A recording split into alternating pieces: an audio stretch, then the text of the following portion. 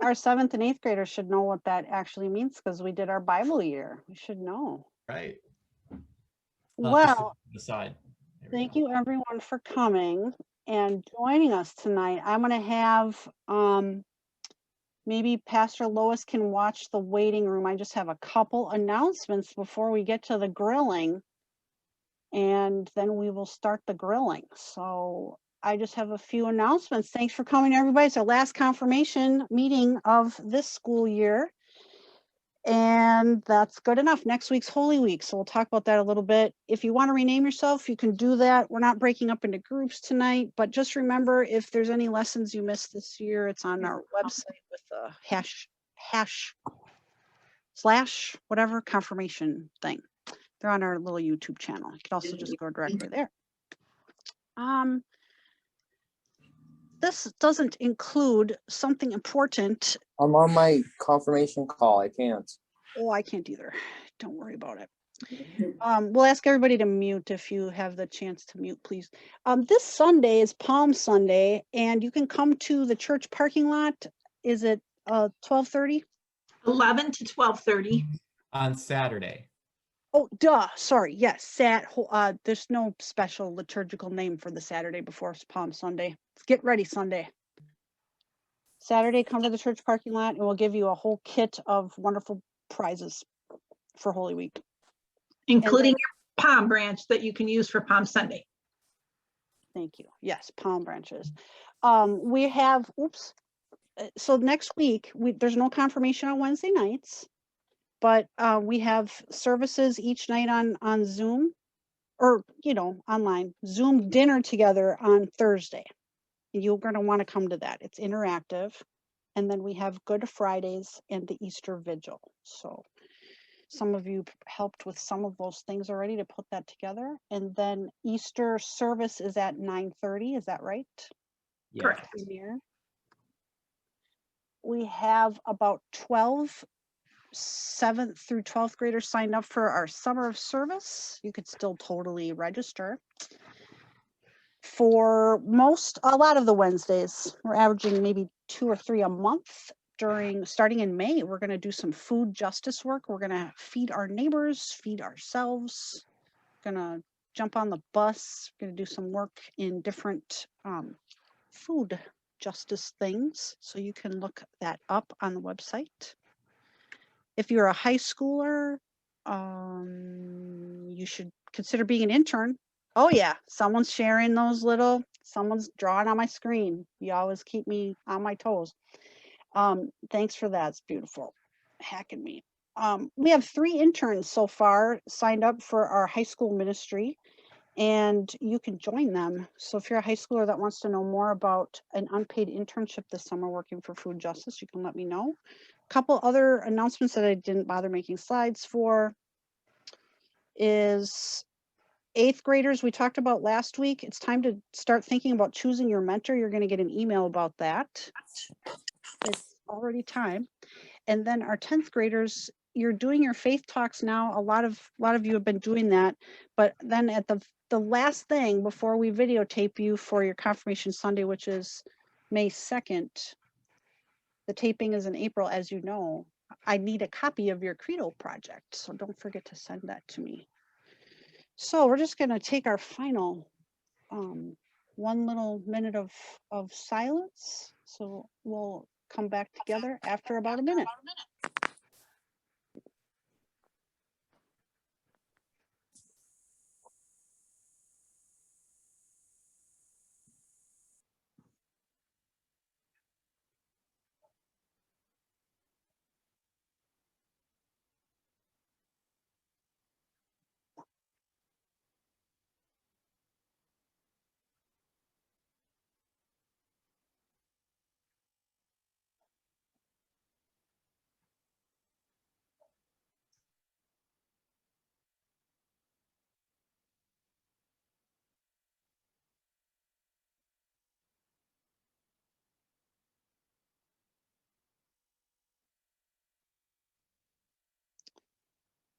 Amen.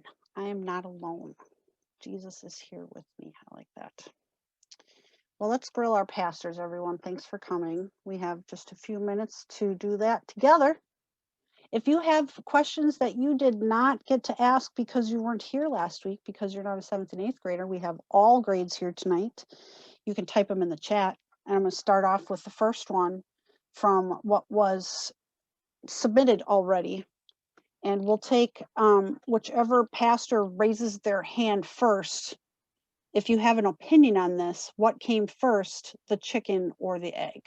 That was a question. Pastor Bradley. Actually, I don't really know.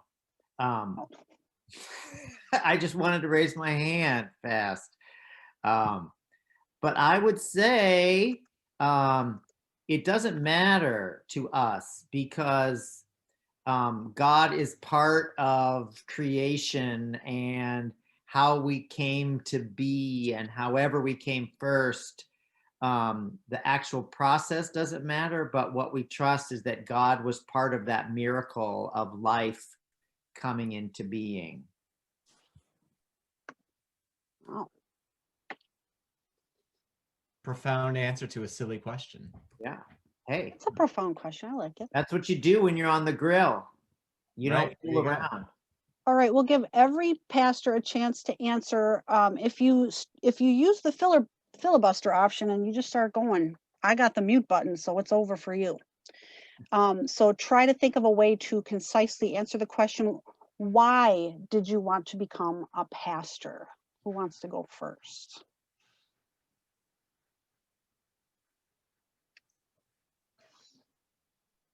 Go ahead, Pastor Lois.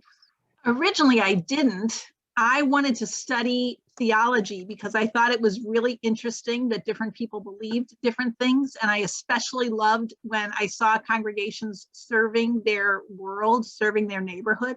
I thought that was fascinating. And I liked studying languages and music. So I thought, this is great. I'll go to seminary and learn about how to read the Bible and learn about I'll be able to sing because there's all this music in the church, and I like learning languages, so I could learn how to read Greek and Hebrew and learn the Bible. And was really kind of thinking I would do something else in the church. And then I got an internship in a congregation, and they loved me, and I kind of loved them. And I thought, oh, people that work in churches are doing really cool things. So that's why. I hand it off. Yeah, hand off to Pastor Javen. Great. I originally thought I was going to be a high school math teacher. So in college, I majored in math education and pretty quickly discovered that while I loved teaching, I didn't love classroom management. And so I decided I didn't want to be a teacher, but I was already most of the way done with my math major. So I just stuck with math. But then I became a senior in college, and I had this realization that in 9 months, I was going to be thrust into the real world and I'd have to do something. And there was nothing I could think of that I wanted to do with math. I just liked math. And I was really, really involved with my campus ministry at Gustavus. And I had a number of people saying, you should think about going to seminary, and which is pastor school. And when I thought about going to seminary, it made me feel like warm and fuzzy inside. And when I thought of other things that I could possibly do, it kind of turned my stomach. And so I thought, I can go to seminary and do all the things Pastor Lois just talked about. I don't have to commit to being a pastor. I can just go and study all these things that sound interesting. And within like 1 semester of seminary, I realized, I think I should be a pastor. I think that's what I'm supposed to be doing. And that's that. Pastor Bradley. I was a radio, television, journalism major in college. And I worked at a radio station, news and information, and which was kind of fun to work there. But the thing I didn't like was talking into a microphone all by myself in a box. And I realized that what I really love is being with people. And I'd always been really involved in the church, and I loved the church. And so I decided to go to seminary, and it just seemed like the most natural thing in the whole world. for me to do. Here's the big irony is how am I leading worship now? I'm talking into a camera and a microphone all by myself in a room without you there. So I look forward to you getting back so that it makes me feel like a real pastor again. Wow, that's a really good point. I don't know, students, I just want to let you know, my idea for tonight was we were all going to show up with our cameras off too and just be like an electronic conference call. So just kidding, we have our videos on. And we're glad you're here. If you have a question for the pastors, you can type it in the chat. The next one that was submitted last week, everyone can answer. What instruments do you play? We'll keep the same order. So we'll go Pastor Lois, then Pastor Javen, then Pastor Bradley. What instruments do you play? I took piano lessons when I was a kid, but we moved when I was in my sophomore year in high school. I don't recommend it. If you can avoid moving during your sophomore year in high school, it's better not to do that. But we never had a band program or any kind of an orchestra program in my school in Missouri. And when I got to Minnesota, they all had a band program and I was way, way, way behind. There's no way I could catch up. So I said, I don't want to catch up. Can I learn violin? And my parents said, sure, which is a very late time in life to begin violin lessons. And I went to violin lessons my junior and senior year in high school, and I loved it. And I play only in first position, no vibrato. I also picked up guitar and played guitar for many years, which I still know about 4 chords. And that's good. Pastor Javen. Well, as you know, my real instrument is singing. I sing. I took voice lessons. I was in choir. Singing is my instrument. And you're good at it. I have been taking piano lessons, or I took piano lessons since I was in first grade all the way through my senior year of college. So piano is my main thing. And in high school, I played alto saxophone in the concert band, and then I played baritone saxophone in the jazz band. And let me tell you, when I was like an 8th grader, like my growth spurt came kind of late, and I was pretty short, and that baritone saxophone was pretty much as long as I was tall. So it would like hang the whole way to the floor when I played it. Anyway, and then I picked up guitar when I worked at Bible camp, and I play guitar. And lastly, when I was in high school, I went to a very small school in a town of 800, and for like basketball games and football games and stuff, we didn't really have drummers that would show up to play in the pep band. And it was really embarrassing. Like we would, like not have drums for, they would just not show up. They would just flake and not show up. So I told my band director I would play drums. And so I learned to play drums, and it was like my rock star moment each Friday night when I could like play drums with the pep band. I felt really cool about it. Pastor Bradley. I started violin lessons when I was in 4th grade and played in the orchestra all the way through my senior year. But when I went to college, I didn't take my instrument, which was a big mistake because I stopped playing then. And I really haven't played much since. In middle school, I started playing the piano. In college, I took organ lessons.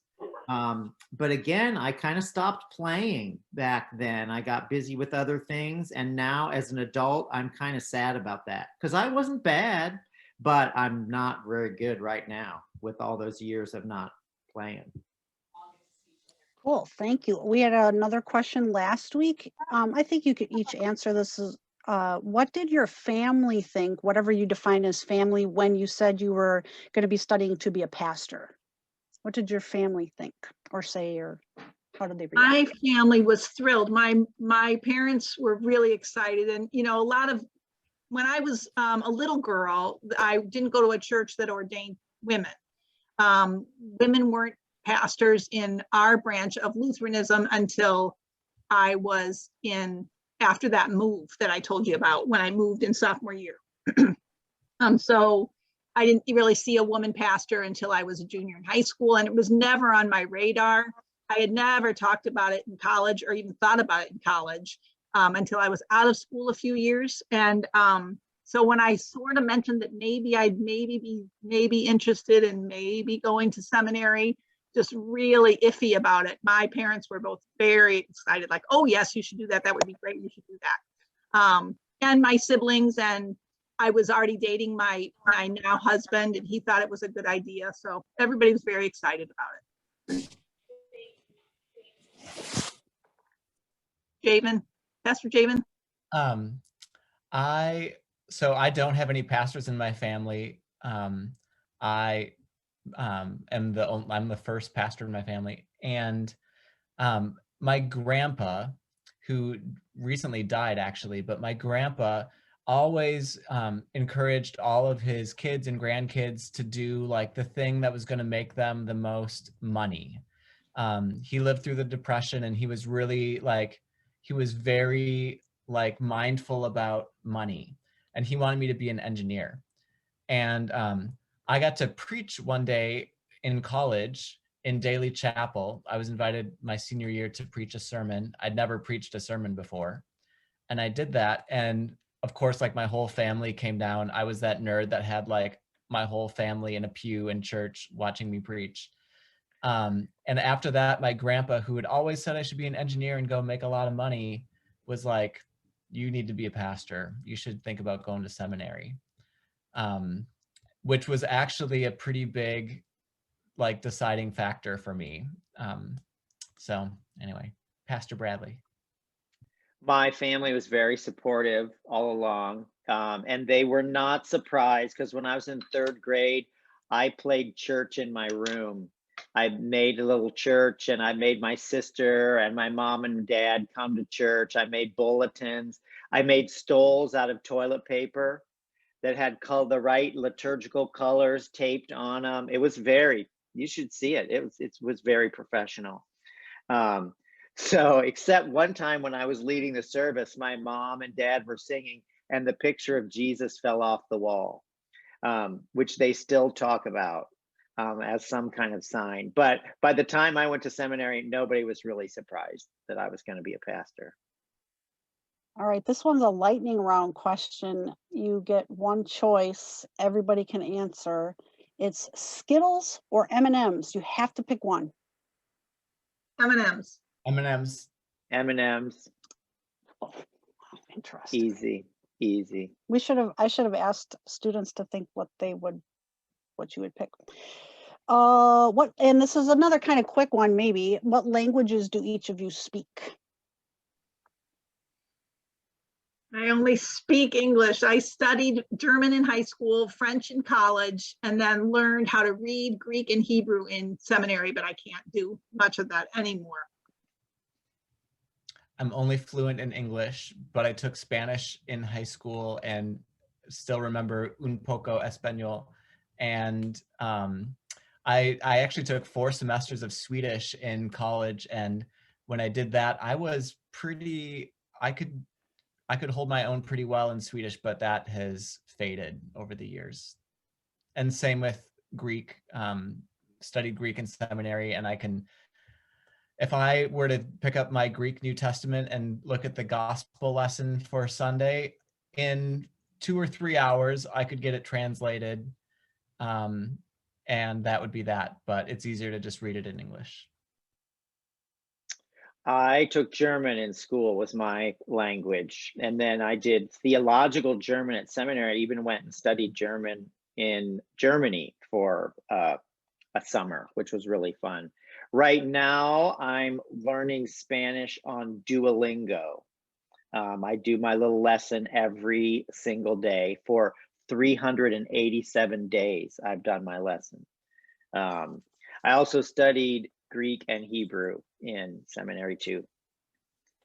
All right, thank you. We're going to keep going, see how many of these questions we can squeeze in. This will be a short one. What was your favorite subject or class in high school? Geography. Journalism. Algebra. Calculus, but algebra was my all-time favorite. Okay, and these are going to have to be a short, just when did you meet your spouse? What was the circumstance? You don't have to tell us the whole story.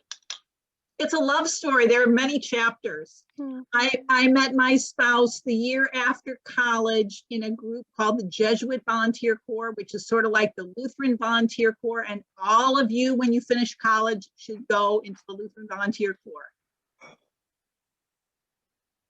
I met I Darren in, met. oh, go ahead, Javen. Sorry, you go. I went You out go. of turn. It's you go first.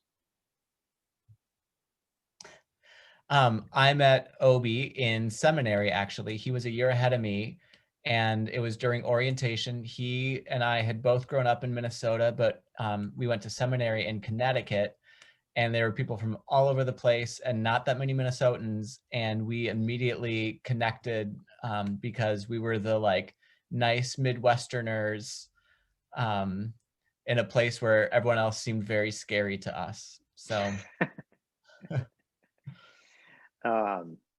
I met Darren in church at a conference. It was actually held in Minneapolis. I lived in Atlanta. I flew up here, went to this conference. It was for GLBT Lutherans, and I saw him across the room and decided I got to meet that guy. And I did, and the rest is history. Sweet. You all get prizes for keeping that short. I know it's hard because these are really great stories that I wish everybody could hear. Okay, the next one, we do have a few more, even the ones that didn't get put into the chat. What was your first ever job? Go ahead, Pastor Lois. My first ever like job in a, babysitting was my first ever job, but Winchell's Donut Shop, it was like a greasy, really gross donut shop at the Eden Prairie Mall. And my boss was a creep. Today, I'm guessing that there'd be like, a Me Too movement against him. He was horrible, gross, and I just stayed away, and quit that job as soon as I could. When I was like a 7th grader, I think, I lived with my grandparents for the summer and in southern Minnesota on the farm, and I detasseled seed corn, which is a whole long story, but it's farm work. We would walk through fields and pull the tassels out of corn. I made a lot of money for a 7th grader. My first job was cleaning pans in a bakery. I would have to go in at the end of the day and wash all of the cinnamon roll pans and everything else. And to this day, I do not like the smell of Cinnabon because it reminds me of cleaning those pans. Oh, It's a tragic, traumatic holdover from my first job. Was your boss a lecherous kind of creepy guy? I don't remember a boss. I just remember my arms in that tub of nasty water. Wow. You're yeah. Okay, I'll save all my comments. The last question from last week, good place to end it, I think. What's your favorite part of being a pastor? Pastor Lois, you can start. My favorite part is kind of the fact that it's different every single day and that I get to talk to people at all stages of life, little kids like, doing the children's message, and old people in nursing homes. I get to talk to people at every stage of life about really important things, meaningful, important things. I know usually I'm just goofing around with people and talking about the Cubs, but I really get to talk about the things that are most important in my life. And all of you, I get to tell you what's most important to me, but that's really deeply meaningful. Pastor Bradley and Lois are tired of hearing me share this anecdote, but Nadia Boltz-Weber, who's another pastor, says that being a pastor is like being a professional human being. And when I read that, what I thought was that what she was trying to say is that basically it's like when people are sad, you like check in with them to find out what's going on, or when they're sick, you go visit them in the hospital, or if someone looks down in church, you give them a call afterwards to say like, you looked down today, is everything all right? And just like paying attention and being like a really good human being to people. When I'm at my best, that's what I get to do as a pastor. All the things that like we would want to do as human beings for one another, that's what pastors get paid to do. Yeah. There's a lot that I love about my job. One of those is the same as Lois, is it's different every day, and it's with all different kinds of people. But I think my most favorite thing about being a pastor is giving Holy Communion. That moment of sharing the bread with people when they come up and put up their hands, and you put it in there and you look into their eye and say, the body of Christ given for you, that just feels very, very powerful to me. And no matter what's going on that week, if I had a bad week, or if, every now and then you hate your job, that resets me, and I realize why I'm doing what I'm doing and why God called me to it.